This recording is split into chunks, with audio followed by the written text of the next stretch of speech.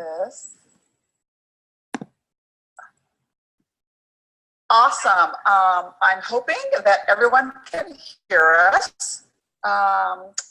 Can someone give us a thumbs up if you can hear us? Hi, Norman. Can you hear us? I've got a couple. It's so funny, you guys. You should see my setup. I've got my main screen here, and then I've got my screen, since we're doing Zoom, I've got my main screen here, and then I've got the computer over here so that I can look at comments. And so, yes, Norman says that he can hear us. Awesome. So, hey guys, I want to say, first of all, welcome to our Facebook Live today. My name is Brenda Geary, and I live in San Diego, California, and I'm absolutely passionate about health and wellness.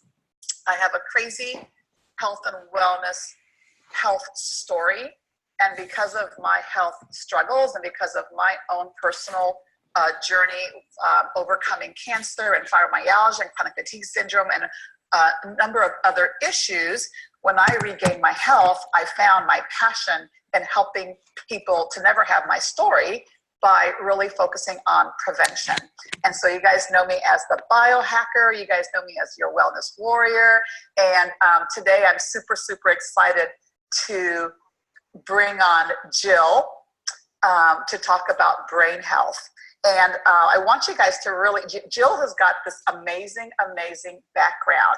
And so I want to make sure that you guys really understand who's sharing her vast information with you and her expertise with you. So let me go ahead and read you her bio real quick. So Jill is a physiotherapist with a special focus on neurological injuries and disease. Stroke, brain injury, and Parkinson's are Jill's subspecialties.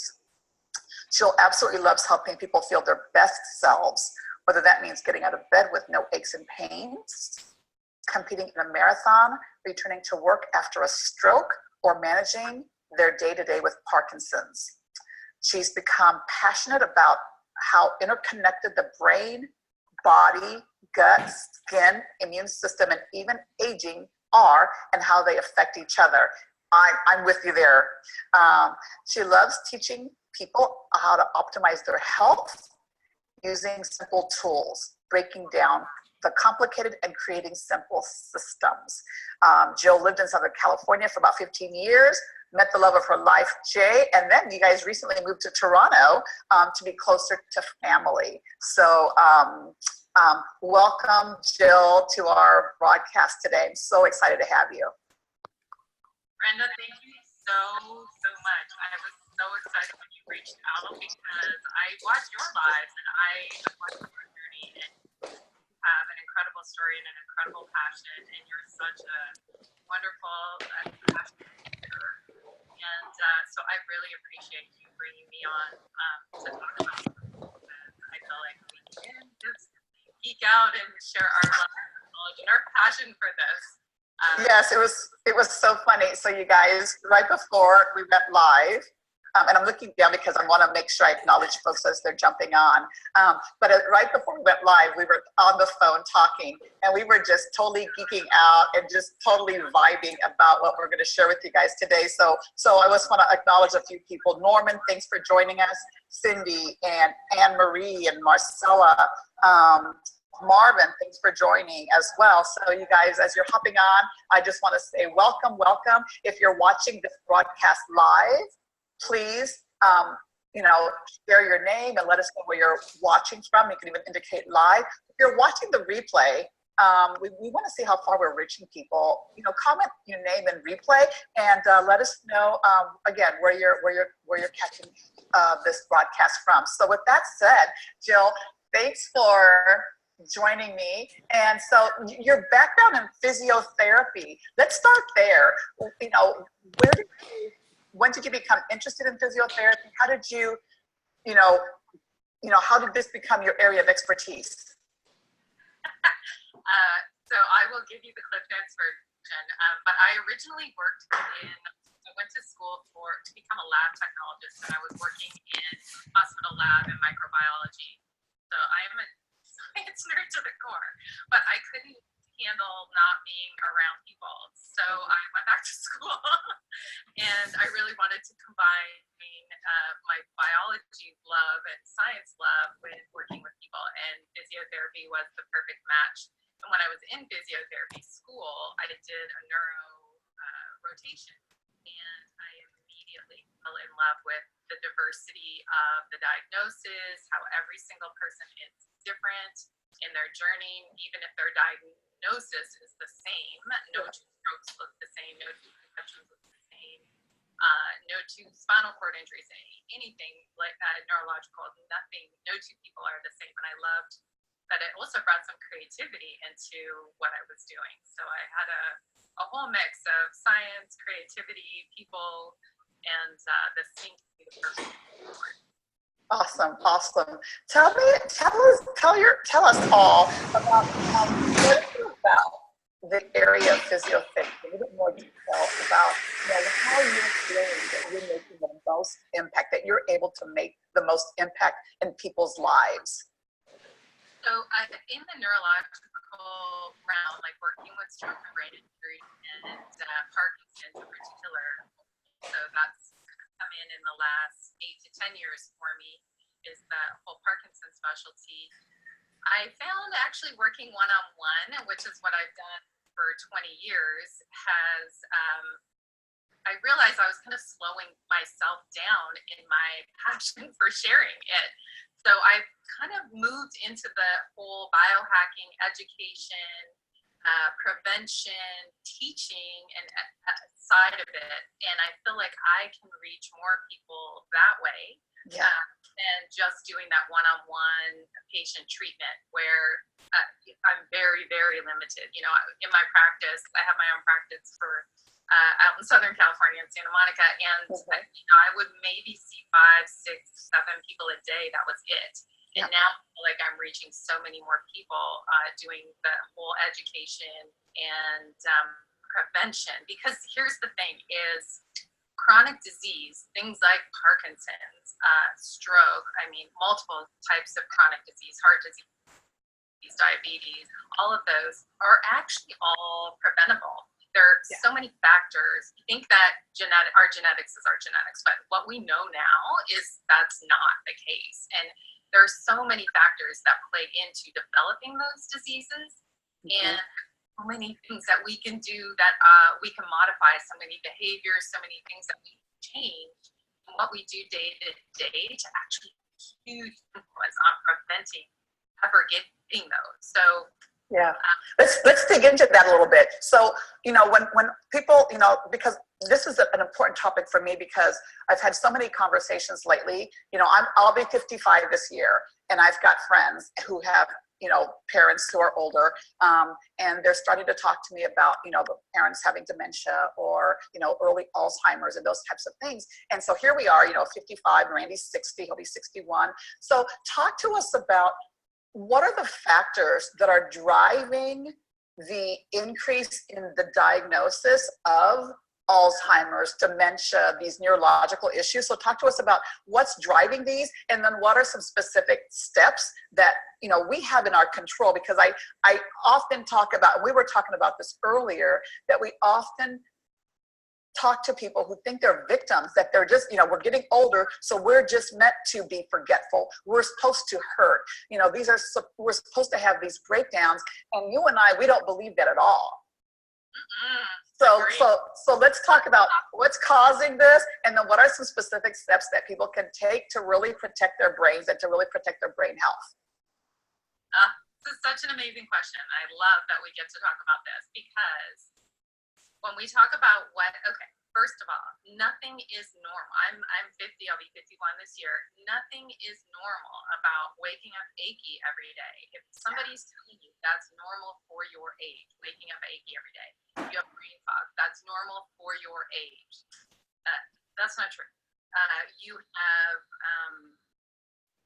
developed heart disease. That's normal for your age. You have arthritis. That's normal for your age. Throw that out the window. There is nothing normal for your age. You can live, if you look at people in the blue zones, they're living to 101, 105, and they're wanting to pick up vegetables out of their garden. They're walking down to the grocery store and walking back with their groceries. They're not, their sleep isn't disrupted. They're not having all these aches and pains and brain fog. It's not normal for any age. And so there are lots of things, and the factors that we can look at are all the toxins that we're bombarded with. And when we think about that, it's not just what's in our air pollution, although that's a biggie. It's things that are in our food, a lot of the preservatives, the herbicides, pesticides, the colors that they're using in some of our food, these yellow and the fluoride and different chlorine and different things that are in our drinking water. Those are also neurotoxins. The scents that they put in perfumes, dryer sheets, cleaning products, those are neurotoxic to our bodies. So there's so many things around us that are affecting our health and are increasing what our toxic burden or our level of oxidative stress, which is just inflammation.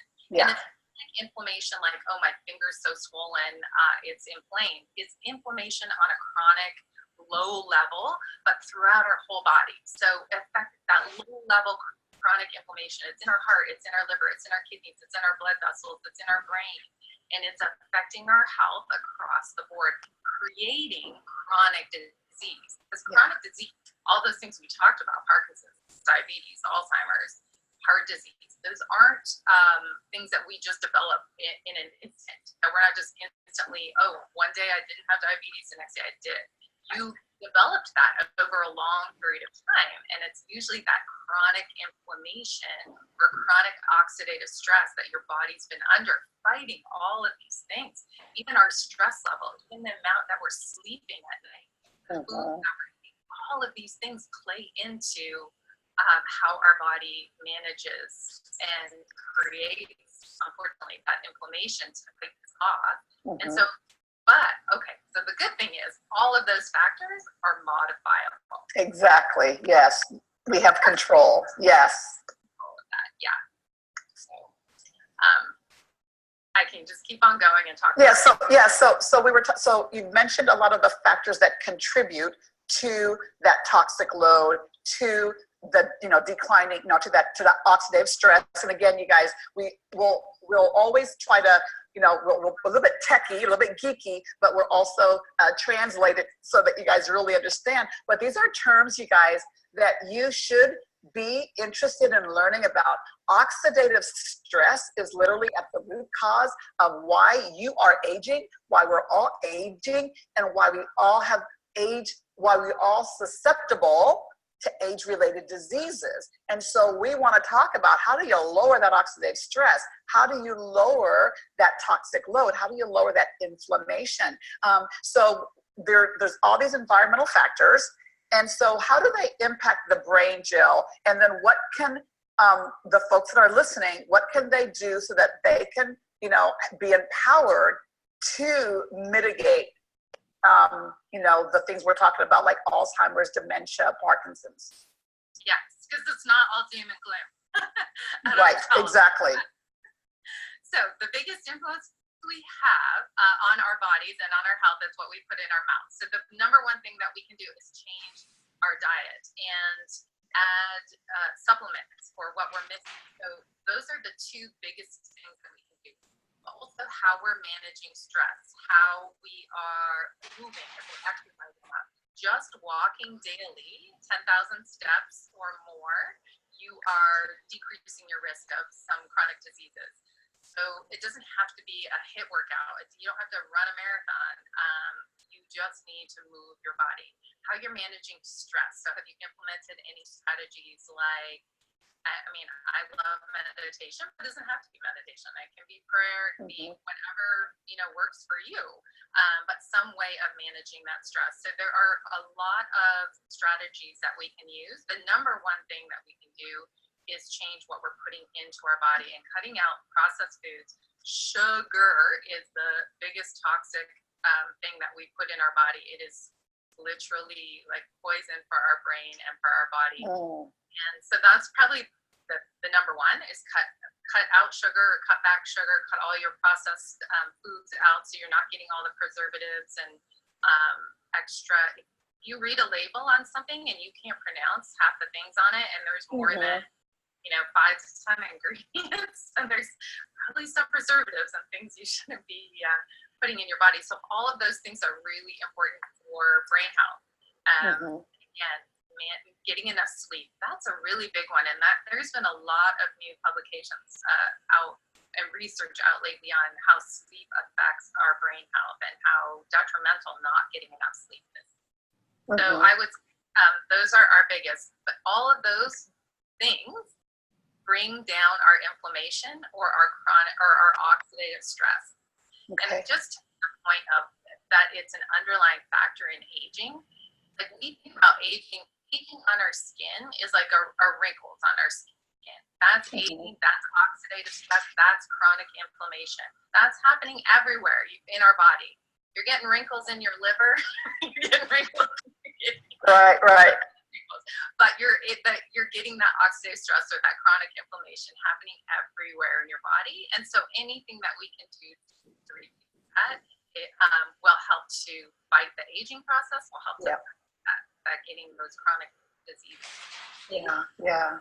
And we'll talk about eliminating chronic diseases, because if we can eliminate chronic inflammation, we can eliminate chronic disease. Like, that's pretty mind-blowing to think about. Yeah, it's really super powerful. It's super powerful. So what do you find are the strongest tools in your toolbox or are available to us, the listening audience, for reducing that inflammation? Okay, so again, like I said, diet. I also take a small number of supplements. I had take our NRF2 activator, which has been a game changer for me.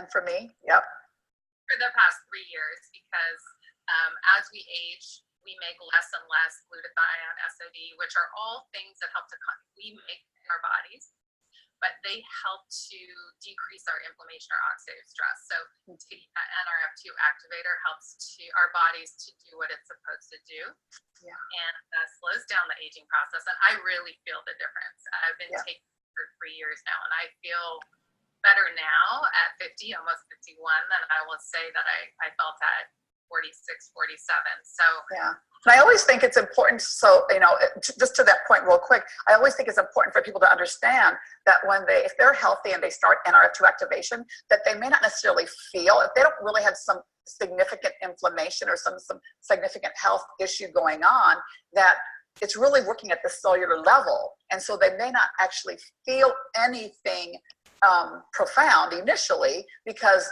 of the way it works, right? And I honestly didn't feel anything profound when I started. I felt pretty good. But it was time that I noticed a difference. And it does help things like sleep and your energy level. I also I have to take I'm going to just talk about Axio for a sec, because this drink I love. This is such a powerful product. It has no sugar, no GMO, no funny colors. It has B vitamins, some New Zealand pine bark, some great things for our brain and our body. And I find that it helps me focus. It gives me consistent energy throughout the day. Not that it gives me a boost of energy, but in that zone, focused and clear, working all day. So I love our Axio brain drink. I call it my. And so I also, very important though, our omega-3 fish oils. Very important for the brain. Our brain cells they have like a candy wrapper of fat around them, and that is what a cell membrane is, particularly in our brain. And so you want to make sure you're giving your brain cells really healthy fats to make up that wrapper around every cell, because that's going to keep your brain cells operating really well. It's going to that wrapper lets the things that you want to get rid of and lets in the good things. It's the gatekeeper on all of those brain cells. So you want to give your brain cells really healthy, good oils. So omega-3 fish oils are extremely important. cutting out bad, nasty oils, things like canola oil, corn oil, vegetable oil. None of those are healthy for your brain. So getting rid of those, cleaning up your gut. I can't believe we haven't talked about this already, but having a very healthy microbiome, which is just the word for the garden in your gut. It is just having a nice mix of and balance of good microbes in your gut. And our gut, which is our small and large intestine, but our gut is where most of our neurotransmitters are made for our brain. And so we need to have a nice balance in the garden so that those neurotransmitters can be made really easily and abundantly to help keep our brain cleared, so that we're getting the feel-good hormones, that we're getting the hormones made, so we're getting a good rest, and just keeps everything in balance. So a healthy gut, again, that goes back to our diet as well, but also a good probiotic will help with that. Yeah. And it's so funny, when we were talking earlier, we got on the topic of sugar, and folks on Facebook know that I have been on a mission, on a journey the last several months to really lower my addiction to sugar and carbs, and I'm really making progress at it. But just, it's really funny because sometimes people say, gosh, you're taking all the good stuff away. But the thing is that as we become a more sophisticated society, we learn more. And we learn more about how the body works. And, you know how they say ignorance is bliss. Ignorance is not bliss. People say, oh, well, we were young. We were consuming all these sugar cereals. They weren't helping us, so the diet piece is so critical. It is so critical. And, going back to that, though, like when we were younger, we didn't eat out the way people eat out nowadays. So a lot of what we were consuming when we were younger, they still were homemade food. When we think about we have to look for wild caught fish now. Like, I feel like when we were younger, probably everything was wild caught. Like, you didn't over farmed and overfished and all the rest of it. When you looked for beef, it was probably grass-fed beef. Like, you really didn't have to see that out so much. And so I feel like I did have cereal in the morning when I was growing up. Right? Oh, gosh. But I do think that we also, we've gone to another extreme for of it nowadays. We're not cooking at home as much. And there's a turn back toward that, cooking at home, and that garden to table restaurant idea would be really powerful. And I always look at it, instead of taking away stuff, look at what you're adding. Like you're adding, like lots of yummy vegetables and fruits and healthy fats. Like, I went through that whole phase where it was no fat or low fat. And now I'm eating avocado or pouring olive oil on something. I'm like, woo! Let it flow. Let's talk about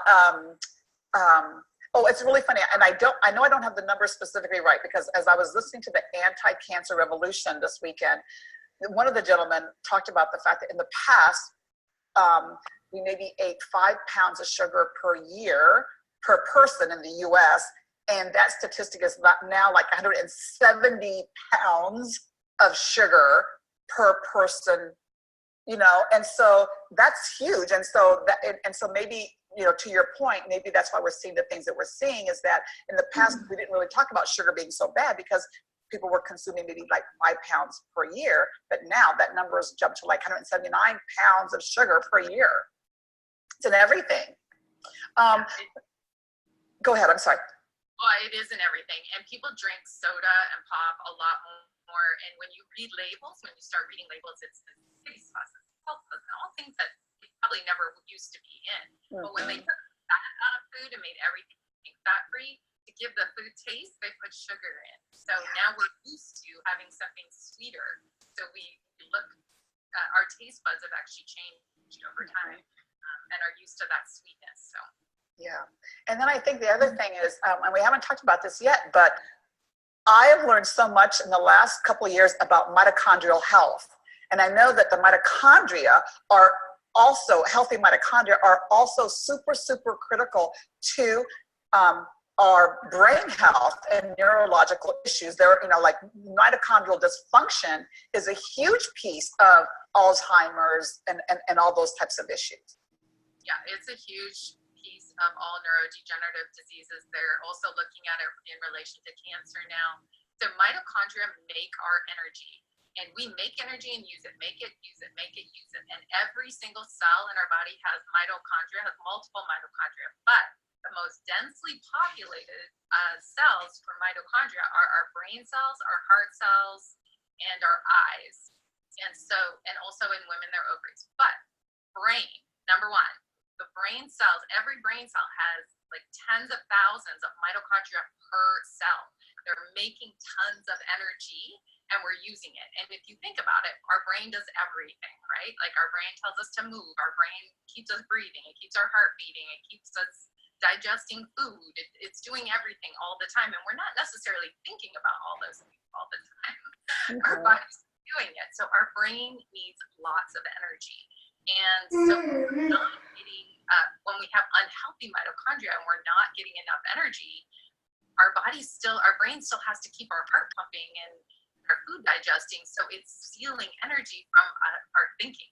So that's when we hear brain fog. So we want to keep those mitochondria like really healthy, really robust, and do lots of things to keep them healthy. And it goes back to diet and staying detoxed, so keeping those NRF1 and NRF2 pathways, those are just cellular pathways, but it keeps them operating really well. And we do that with food and with exercise and with supplements and managing your stress and getting enough sleep, because during the night is when our mitochondria repair themselves and clean out. So yeah, mitochondria are huge.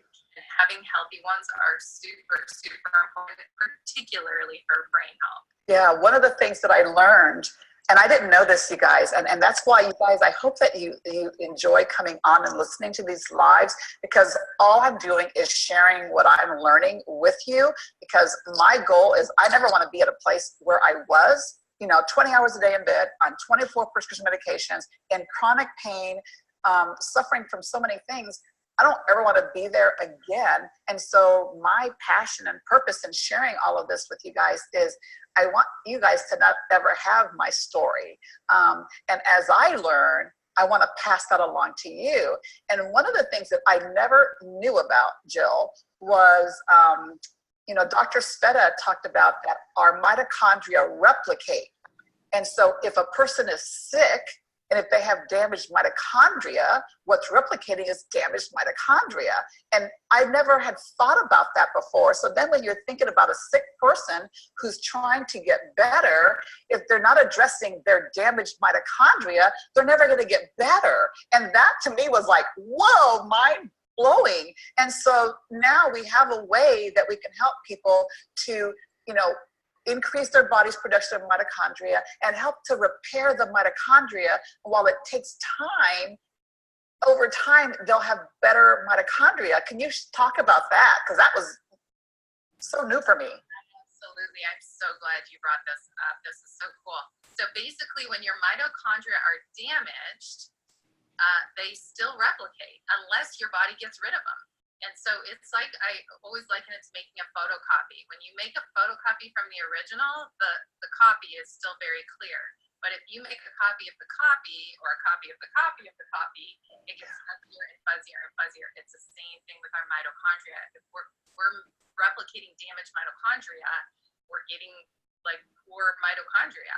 So we want our body to clean out the damaged mitochondria, and we want to make fresh, new, robust mitochondria. Or if they can be repaired, we want them to repair those damaged mitochondria. But part of the normal healthy detoxing in our body is to actually get rid of the damaged mitochondria. And what happens with disease is our body's not doing that as effectively or efficiently, and that's when those damaged mitochondria get replicated. But think about this. If you have two people, one is healthy, manages their stress, has a good diet, exercises regularly, and one doesn't, is sitting on the couch eating cheesies and whatever all the time. Right. Fall and hit their head. and have concussions. Who's going to get better faster and more fully? The person who's proactive ahead of time, who's doing the preventative, proactive work, that person's going to get healthier more quickly and more fully than the person that's not healthy ahead of time. So we need to be proactive. We need to take care of ourselves before anything happens and potentially avoid anything bad happening. But if it does, our chance of repairing and recuperating and healing is much higher and will be much faster if we've been proactive ahead of time and taking care of ourselves. So I think that's a huge point to do all of these things now when we're feeling good. Sometimes we don't when we're feeling good, but it's so important. It's interesting. A friend of mine is a chiropractor, and he made a comment. He said, so many times people that when they get sick, they think it's an incident, that getting sick was an incident, but getting sick is not an incident. Getting sick has been a journey, and everything that we've been eating and the things that we've been doing have all been contributing to that journey of getting sick. And then all of a sudden, over time, the body manifests it, and then all of a sudden you feel it, but it's not like it happens overnight. That's exactly true. Exactly. Yeah. Jill, one of the things that we were on a Sunday night webinar, and you were talking about the Axio earlier, because Axio is my go-to every day. And you shared a couple examples of what some folks have experienced and what the benefit of, and again, we don't ever make any claims to treat, cure, mitigate, or prevent diseases, but we always talk about activation. If we can turn the body on and activate these amazing God-given pathways, then the body is actually doing the work, and we're just leveraging, and here's another word for you guys, and you guys have heard me say it before, we're just leveraging the science of nutrigenomics. If you guys don't know that term, you should become familiar with it, because it is the future.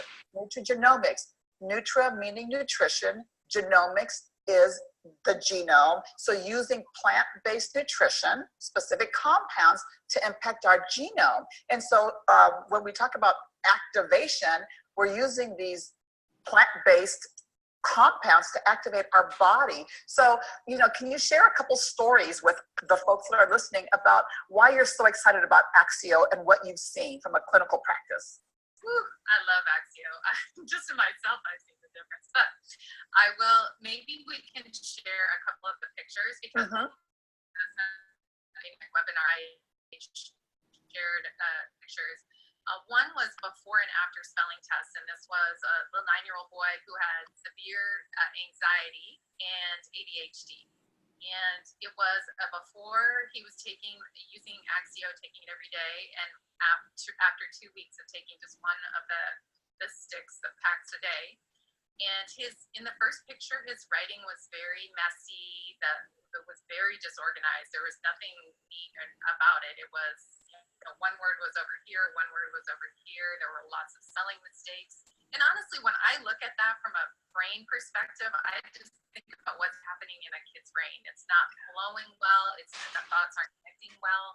I think about it like a pinball machine, like a ball pinging around, and that's thoughts in his head. It's not organized. It's not flowing. On the second spelling test, after he'd been taking the Axio, 1 packet a day for 2 weeks, was super neat. You wouldn't even believe it's the same kid. Right. And I did put it in the comments below, you guys. So if you scroll, you'll see that I attached it in the comments. Okay. Well, amazing. And it's neat. It's organized. There's no spelling mistakes. And I think about what's happening then for that kid. And that's got to translate into how neat his room is, or his interactions with his friends or his parents at school, because everything is flowing and connected. I always say also their self-confidence, like, how all of a sudden their self-confidence changes, and how they're feeling. I know that, one of our dear friends, Carrie Williams, has a son who was diagnosed with autism, has amazing results on NRF2 and Axio. And I remember her sharing that as her son kept doing better and better in school, and how, then he was in a regular classroom, how he actually said, "Hey, Mom, I'm smart too." I mean, think about that. Just, what was he thinking before and with his challenges, and now that level of self-confidence and how that's changed. Oh, that's amazing. Yeah. There's one other picture that I shared that on Sunday night. I don't know if you have that, you could share that too, but it's Yep. a little boy, 5 years old, with on the autism spectrum, and it's coloring before and after. The first picture being without taking any products, and he's just kind of scribbling over top of the pictures. There's one color, there's absolutely nothing within the line. And the second picture, multiple different colors.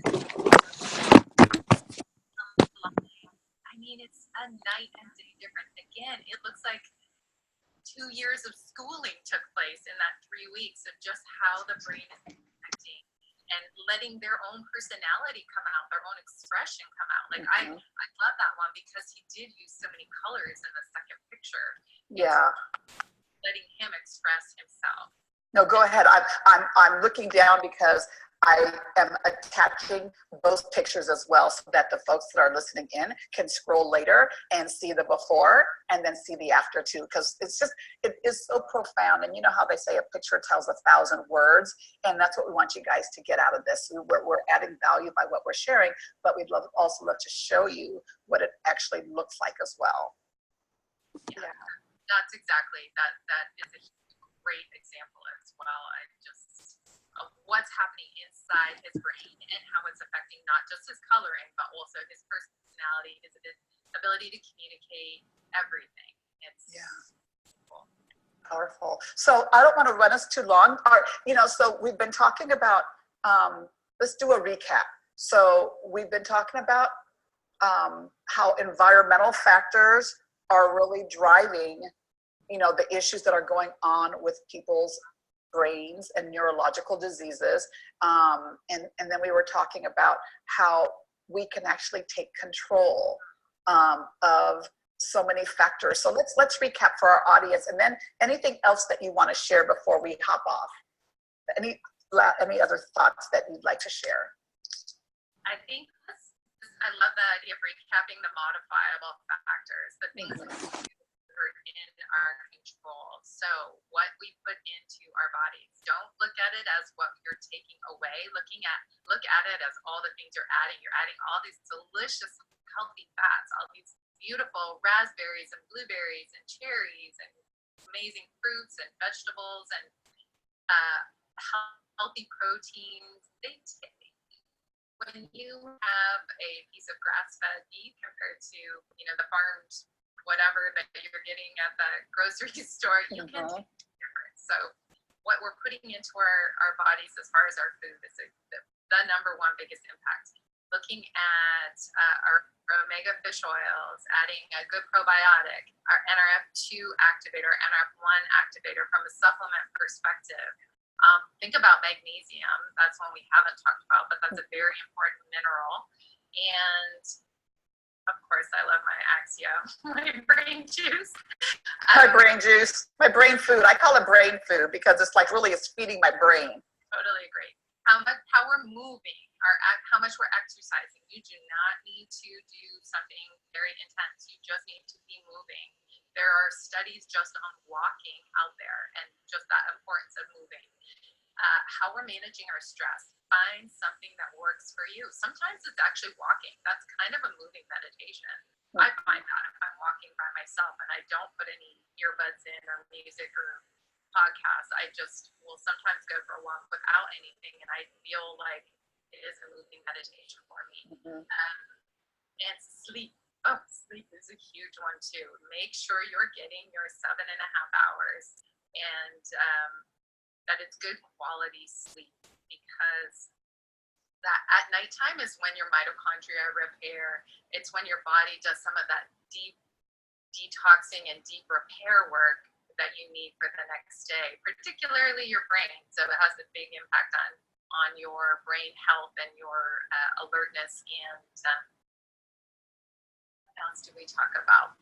So cut out sugar. That's a no-brainer. Cut out processed foods. But we don't even have to, I feel like, don't even think about cutting out. Add all the good things in, and then if you have room for some processed food, which you won't. Or even thinking about it like the 80-20 rule, or the 90, like thinking about 80% be really, really, really good. And then 20%, we all need our guilty pleasures. But for me, what I've been doing is I've been being very mindful. Yes. I've been being very mindful and about what I am putting into my body. I'm starting to get it.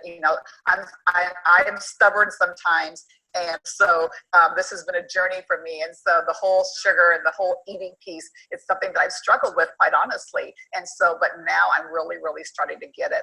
As I listen to more and more of these experts, especially around cancer prevention, because as a cancer survivor, 70% of cancers are reoccurring, and they reoccur because a person got treatment, but they didn't ever change the landscape of what brought them to the cancer in the first place. And that's inflammation. It is the food that we're eating. And so I'm getting it finally, so, and we're all works in progress. So I always say, give yourself grace, make little changes. Lisa Nichols always says, make needlepoint changes. And so that's really what I'm focused on. Yeah. So thank you so much. This has been so good. Thank you. I appreciate it so much. And I would love to come for us to get on again and talk more about your journey, because you are a warrior, and you have so much to share, so much knowledge to share. I'd be happy to. Oh, and by the way, I just remembered something, brain fog. So do this, folks. For those of you guys that are watching, we have a private Facebook group where we educate on prevention, we educate on nutrigenomics, we educate on activation, NRF1, NRF2, what are the types of probiotics that you should be taking, those types of things. If you're interested in being added to that private group where we do education, just comment, add me below.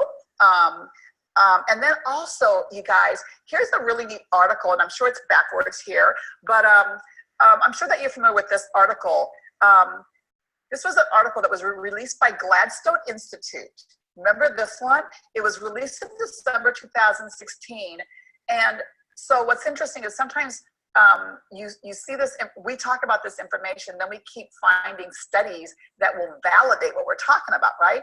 So the study comes out and they say new findings about key cellular protein could lead to treatments for neurodegenerative diseases.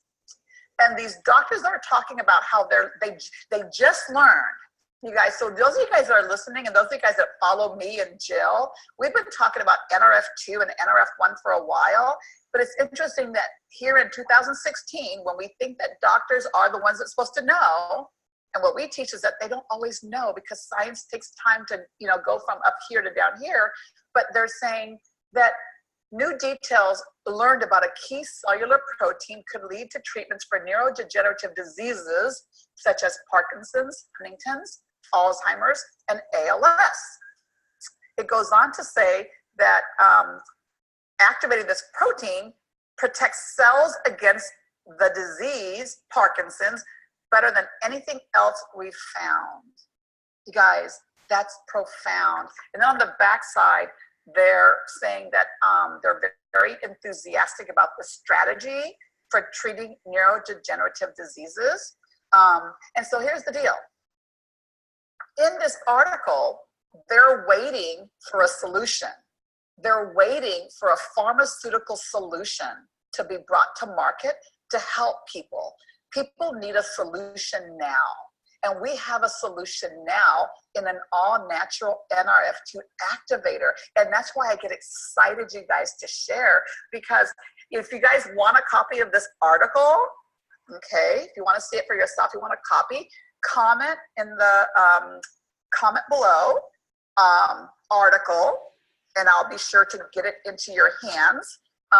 Because, again, when we come on here to share, we always are sharing science-based information.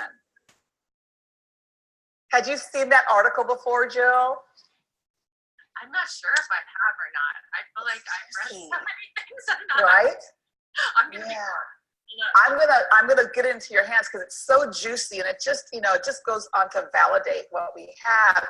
So again, Jill, thank you from the bottom of my heart for your time, for your expertise, for just having fun with me today and sharing your expertise with the viewers, with the folks that plugged in.